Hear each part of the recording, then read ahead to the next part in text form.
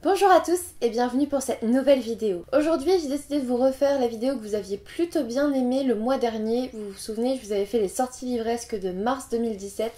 Et bien là, j'ai décidé de réitérer l'expérience et de vous faire les sorties livresques d'avril 2017. Alors là, on va pas tarder à commencer parce que j'ai trouvé pas moins de 26 livres qui m'intéressent et qui sortent donc en avril 2017. Alors bien sûr, je vais pas vous faire le résumé à chaque fois, ça c'est bon pour les book hauls.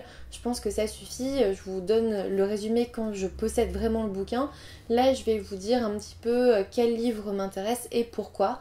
Et puis voilà.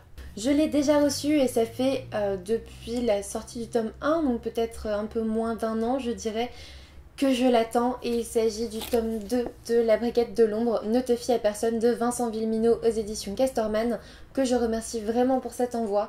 Je l'attendais depuis des mois, n'hésitez pas à aller voir ma chronique du tome 1, c'était un excellent thriller, un bon roman noir, enfin bref, j'adore, j'ai hâte de me replonger dedans, en tout cas je l'ai reçu hier, donc je ne vais pas tarder à le lire. Il sort, il me semble, le 5 ou 6 avril, enfin bref, début avril, donc c'est bientôt. N'hésitez pas à commencer le tome 1 si ça n'est toujours pas fait. Ensuite, il y a aussi le tome 2 de Dissonance qui sort, qui s'appelle Résonance. Il est écrit par Erika O'Rourke et il sort chez Albin Michel dans la collection Wiz. Donc moi j'ai le tome 1, je l'ai toujours pas lu en fait, mais bon voilà, sachez que le tome 2 sort début avril. Ensuite, un livre qui m'intéresse aussi, il s'agit du tome 2 de Dive Bar de Kylie Scott, donc cette fois-ci il s'agit de Twist. Il sort chez moi j'ai le tome 1 que je n'ai toujours pas lu non plus, mais en tout cas le tome 2 m'intéresse quand même, bah oui.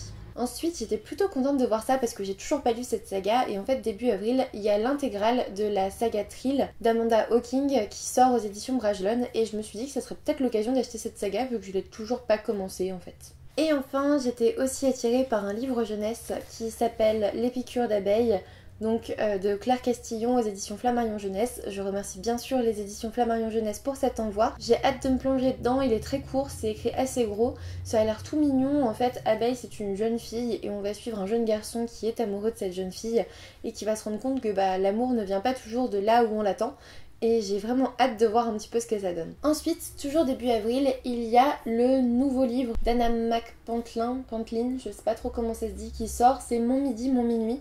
Donc toujours chez les éditions Cherche Midi. J'avais beaucoup entendu parler de son premier livre, je dois avouer que je ne l'ai pas lu non plus, mais ce deuxième livre m'attire pas mal aussi par son résumé. Je pense qu'un jour je me ferai les deux en fait, tout simplement. Ensuite j'ai aussi vu début avril un livre d'Agnès Marot qui s'appelle Quelques pas de plus, qui sort chez Scrineo, qui m'attire pas mal. Agnès Marot, elle a aussi écrit IRL que j'ai aussi dans ma pile à lire, et Quelques pas de plus c'est sur une fille handicapée et sa sœur qui vont chercher un moyen de se guérir l'une l'autre, quelque chose d'assez mystique, d'assez magique je crois. Enfin bref, quand j'ai lu le résumé j'étais à fond emballée et du coup c'est logique qu'il se retrouve dans cette liste. Ensuite bien sûr début avril il y a le tome 1 de la saga VFPGs, donc chez l'humaine de Sarah Roffley qui sort.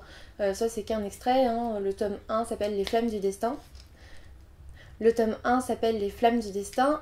Personnellement, donc j'ai pris un extrait. Je vais le lire avant d'acheter le bouquin, bien sûr. Mais franchement, il m'attire déjà pas mal, rien qu'avec le fait que ça soit au niveau des éléments et tout. Enfin, ils ont fait un gros teasing au niveau de l'humaine. Et j'ai juste envie de me l'acheter, en fait. Bien sûr, comme tous les mois, il y aura le nouveau tome de Calendar Girl d'Audrey Carlan aux éditions Hugo Roman dans la collection New Romance. Alors, j'ai lu le tome 1, le tome 2 pour l'instant. Je suis en train de lire le tome 3. Pour l'instant, j'aime bien cette saga, c'est pas trop répétitif et du coup, je pense acheter ce 4e tome. Ensuite, j'étais très surprise parce que je savais pas que ça sortait déjà, mais début avril, il y a aussi Ne dites jamais jamais de Nathalie Stragier aux éditions donc Syros. C'est le 3e tome de la saga. J'avais plutôt bien aimé ce premier tome, j'ai toujours pas lu le 2e. Mais en tout cas, je vois que je peux continuer la saga étant donné que le 3e tome va bientôt sortir. Enfin, toujours chez l'humaine et toujours début avril, il y a Remember Yesterday, donc le premier tome de Forget Tomorrow de Pin Tipton. Je vous l'avais mis dans la vidéo d'avant, mais c'était une erreur en fait, tout simplement. Il était noté, je crois, sur Amazon en mars et en fait non, c'est en avril. Voilà, je suis super contente parce que j'aimais bien le premier tome, j'avais franchement bien aimé, n'hésitez pas à aller voir ma chronique d'ailleurs, j'en avais rédigé une. et du coup je pense m'acheter le deuxième tome pour voir cette suite. Le 7 avril il y a le tome 3 de la saga Les 7 sœurs de Lucinda Riley, donc la sœur de l'ombre, qui sort. Il était en exclusivité au salon du livre. Personnellement je n'ai pas acheté parce que je n'ai pas encore le deuxième tome non plus, du coup je me suis dit que ça dérangeait pas d'attendre la sortie officielle. J'ai beaucoup aimé ma rencontre avec Lucinda Riley et du coup j'ai vraiment envie de lire tous ses livres en fait maintenant et je vous les conseille vivement. J'en ai eu un extrait au salon du livre samedi, il s'agit du Pré-romantique 2017. Je parle bien sûr de L'accueilleuse de thé de Jeanne-Marie Sauvage-Avite aux éditions Charleston. Je vais déjà lire cet extrait mais je suis quasiment sûre de l'acheter parce que le dernier prix du livre romantique, donc de l'an dernier, m'avait franchement conquise, du coup je ne peux pas passer à côté de celui-ci, je vais le lire pour sûr. Je suis super contente parce que le 12 avril on va enfin avoir le tome 3 de la saga Red Queen que j'avais adoré en coup de cœur pour le tome 1, le tome 2. N'hésitez pas à aller voir mes chroniques comme d'habitude. Il s'agit là du tome 3, donc King's Cage de Victoria Aveyard aux éditions Le Masque. J'ai hâte de lire ce dernier tome qui est déjà sorti en VO. J'ai juste envie de lire cette fin de saga. J'avais adoré, j'ai hâte de me replonger dans cette histoire en tout cas. J'espère me souvenir à peu près des éléments parce que ça fait un bon petit moment. Mais j'avais beaucoup aimé le personnage principal donc clairement j'ai hâte. À peu près dans le même temps, on a aussi le tome 3 de Zodiac, donc Lune Noire de Romina Russell aux éditions Michel Lafon qui sort. J'ai le tome 1 dans ma pile à lire, je sais que beaucoup d'entre vous ont apprécié cette saga. Et bien écoutez, elle continue ce mois-ci. Personnellement, je suis super impatiente aussi pour un manga. Alors il y a plein de belles sorties manga pendant ce mois d'avril, mais il y en a un que je suis en train de lire et il s'appelle Real Account. Donc là c'est le tome 3 de Shizumi Watanabe aux éditions Kurokawa. J'ai beaucoup aimé les 2 premiers tomes et du coup j'ai hâte d'acheter ce tome 3, tout simplement. Enfin je l'ai cité parce que je sais que vous êtes beaucoup à apprécier cette saga. Personnellement je l'ai toujours pas commencé. Il s'agit de Le sang des dieux et des rois. Donc là c'est le tome 2 qui sort dans la collection R. Moi je pense commencer cette saga du coup vu qu'il y a 2 tomes. En fait j'aime pas vraiment commencer des sagas où il y a un seul tome parce que ça m'énerve d'attendre l'année d'après, même si je le fais quand même pour certaines sagas, mais voilà, j'aime bien me dire bah voilà là t'as 2 tomes, t'as de la matière, tu peux y aller quoi. Ensuite il y a une sortie chez Gallimard Jeunesse que j'ai vue là pour préparer cette vidéo. C'est le dernier livre d'Ali Kondi, donc l'auteur de la saga Promise, mais aussi d'Atlantia si je me trompe pas. Et là ça s'appelle L'été de Summerlust, ça a l'air complètement différent et du coup j'ai pas mal envie de le découvrir. Ensuite, pour les grands fans d'Amy Harmon, il y a une grosse sortie là, c'est Le Chant du Cœur. Si je ne dis pas de bêtises, c'est donc le tome qui vient après La Loi du Cœur, donc d'Amy Harmon, dans la collection R, chez Robert Laffont.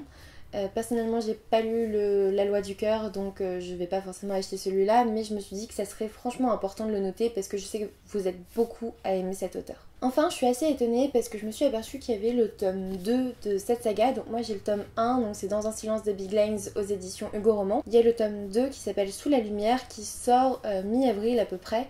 Et j'étais super étonnée parce que je viens juste de l'acheter, donc c'est dans la collection New Way, je l'ai pas dit mais voilà, vous le voyez c'est écrit. Du coup, il va falloir vraiment que je me dépêche pour lire ce tome 1. Ensuite, encore une sortie chez Gallimard, donc là dans la collection Scripto, qui va sortir aux alentours du 20 avril à peu près. C'est Toute la beauté du monde n'a pas disparu de Daniel Junge Ullman. Donc en fait, je connaissais pas du tout ce livre avant de préparer cette vidéo. Et je sais pas, en le voyant, de 1 la couverture elle est super belle, de 2 le résumé il fait franchement envie. Donc voilà, j'avais besoin de le mettre dans cette vidéo et de vous l'annoncer. Il sort le 20 avril je crois. Et enfin pour finir sur les sorties Gallimard qui m'intéressent et que je ne connaissais pas du tout avant de faire cette vidéo, j'ai vu Les sorcières du clan du Nord, le tome 1, Le sortilège de minuit d'Irena Brignol, donc aux éditions Gallimard Jeunesse. C'est un livre qui a l'air franchement pas mal, la couverture est aussi superbe. Du coup voilà, ça m'a pas mal attirée, j'attends d'en savoir plus dans le mois qui arrive ou en tout cas de voir les premiers avis pour me décider. Enfin le 26 avril, j'ai trouvé ça assez drôle, en fait j'ai l'impression qu'il y a une petite saga de manga qui va sortir. En fait il y a 2 mangas de La Belle et la Bête, Le Destin de la Bête et Le Destin de Belle qui vont sortir. En fait c'est fait par une maison d'édition de manga, Nobi. Du coup ça m'a vachement attirée parce que du coup il y a 2 livres, Le Destin de Belle et Le Destin de la Bête. Et voilà, c'est les 2 visions différentes de l'histoire. Et comme je suis super fan de cette histoire, j'attends juste d'en savoir un petit peu plus pour voir si je les prends ou pas. Enfin, le 26 avril, il y a aussi le dernier livre de Sarah Moran qui sort chez Hachette, donc qui s'appelle Fragile. Personnellement, j'ai son autre livre donc qui s'appelle Timide aussi chez Hachette dans ma pile à lire.